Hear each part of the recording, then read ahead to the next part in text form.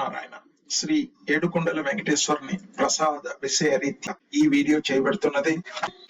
అన్ని YouTube channels promoters కి ఒక విన్నపం, తప్పు చేసిన వారికి చేసినంత ఫలం దొరుకుతుంది.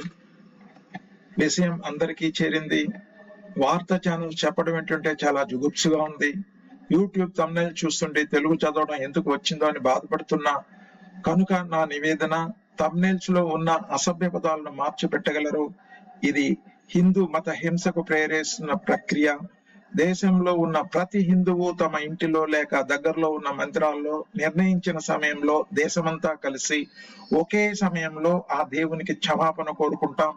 కోవిడ్ సమయంలో గౌరవ ప్రధానమంత్రి ప్రోత్సాహం జరిగిన శబ్దక్రియ లాగా ఈ క్షమాపణ కోరుకుంటాం. పెద్దలు సమయ నిర్ధారణ చేయగలరు. ప్రధానమంత్రి గారే నిర్వహించగలిగితే హిందువులందరూ మోదీ గారికి రుణపడి ఉండగలరు.